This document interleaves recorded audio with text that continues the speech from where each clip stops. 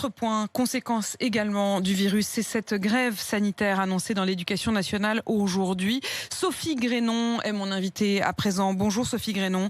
Vous êtes directrice de l'école primaire d'Aiguzon, c'est dans l'Indre. Vous êtes secrétaire départementale du syndicat SNIP FSU de l'Indre. Votre école sera fermée aujourd'hui. Les 5 enseignants sont en grève. Est-ce que vous pouvez nous expliquer exactement pourquoi ? Alors bonjour, oui, les 5 enseignants de l'école sont en grève aujourd'hui, comme plein d'autres collègues partout en France, parce qu'aujourd'hui une grève a été décidée pour essayer de laisser les écoles ouvertes le plus longtemps possible, puisque les conditions d'enseignement et d'accueil des élèves aujourd'hui ne sont pas dignes d'un service public qui propose des conditions sanitaires sûres à ses élèves et à ses enseignants. Vous jouez un tout petit peu sur les mots quand vous dites c'est pour qu'elle soit ouverte le plus longtemps possible. Au fond, c'est également ce que dit le ministère de l'Éducation quand il dit nous, on fait tout pour que l'école soit ouverte. Vous dites au fond que si le protocole n'est pas renforcé, vous anticipez qu'elles devront fermer, c'est ça ? Bien sûr.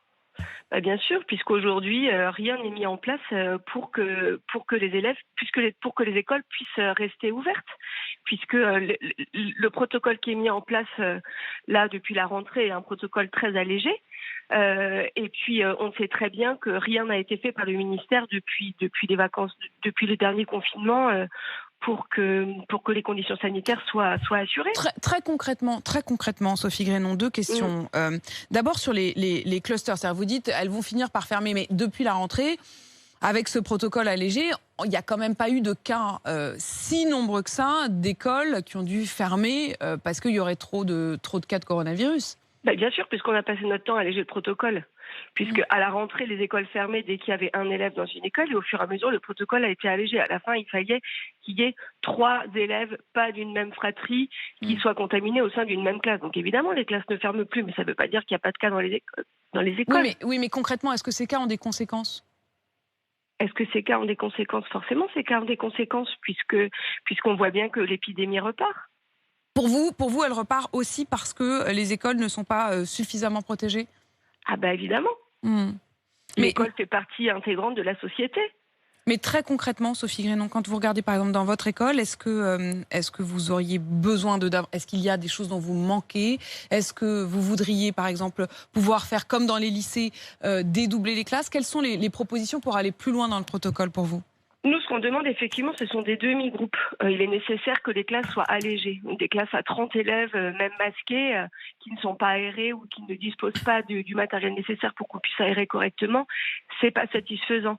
On veut aussi des protections adéquates, c'est-à-dire que quand même, il faut savoir, vous le savez, que les masques qui ont été distribués par le ministère sont des masques qui sont traités aux éolites d'argent. Je veux dire là, le mépris. Dont on s'est rendu compte que ça provoquait des irritations, en effet. Oui. Ouais. Oui. Et ils n'ont pas été remplacés ? Ils n'ont pas été remplacés, Sophie Grénon ? Si, c'est en cours. C'est en cours. Évidemment, mais il a quand même fallu du temps. Le mépris et la conséquence du ministère sont absolument incroyables. Alors, ce qu'ils disent, c'est qu'eux-mêmes s'en étaient pas rendu compte. Preuve en est, c'était le masque qu'utilisait également Emmanuel Macron lui-même. Donc, s'ils avaient connaissance du mauvais fonctionnement de ces masques, ils ne l'auraient sans doute pas donné également au président comme à vous. Oui, mais c'est quand même bien la preuve que tout est préparé dans l'urgence et qu'il n'y a aucune considération. On voit bien quand même que depuis le premier confinement, aucune leçon n'a été tirée. Rien n'a été mis en place. On sait qu'il y a des pays européens dans lesquels des mesures ont été mises en place. Le dédoublement des classes, achat de matériel. Chez nous, rien. On a eu, par exemple, moi en tant qu'enseignante, je n'ai eu aucune formation sur l'enseignement à distance. Si jamais demain un confinement strict est décidé, je n'ai aucune formation. Matériel informatique fourni pour qu'on puisse potentiellement assurer cet enseignement à distance, 0. On va repartir avec notre propre matériel. Rien n'a été mis en place. Sophie Grénon, vous qui êtes donc directrice de cette école primaire qui sera en grève aujourd'hui. Catherine nous appelle du Val d'Oise. Elle voudrait également s'adresser à vous. Catherine, oui. vous vouliez réagir à cette grève des enseignants ? Oui, bonjour. Alors, je ne vais pas me faire de copains, c'est sûr, mais pour moi, je suis scandalisée par votre grève, madame. Je suis désolée de vous le dire. C'est comme si pour moi, les soignants faisaient grève aujourd'hui. Je comprends que le ministre, vous ne soyez pas content contre le ministère, mais vous n'avez pas le droit de faire grève aujourd'hui. Vraiment. Plus tard, battez-vous. Mais là, il faut absolument que les enfants restent à l'école. Ils sont perdus, les enfants, actuellement. Ils on va en faire des dégâts, on va faire une génération d'enfants qui ne savent plus où ils en sont. Donc, s'il vous plaît, ne faites pas grève maintenant. Battez-vous au front, comme les soignants le font. Ils ne sont pas bien considérés non plus, les soignants, aujourd'hui, par leur ministère. Mais ils restent au front. C'est pour ça que moi, vraiment, cette grève-là, je la comprends pas. Catherine, je voudrais que Sophie Grénon puisse vous répondre. Alors, vous savez, au front, on y est tous les jours. Et on n'a jamais lâché le front depuis le mois de mars.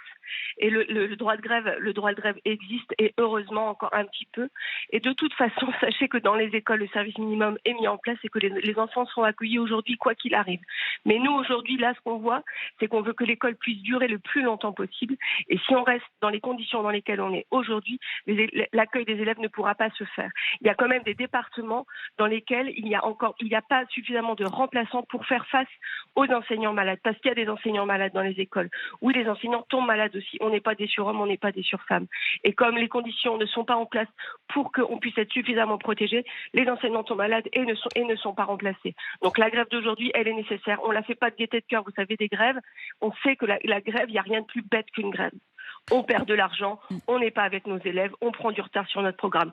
Mais là, aujourd'hui, si on se met en grève en pleine crise sanitaire, c'est parce qu'on n'a pas le choix. Merci beaucoup Sophie Grénon d'avoir été sur notre antenne ce matin sur RMC. Merci à vous et merci à Catherine d'avoir voulu réagir. Merci. Il est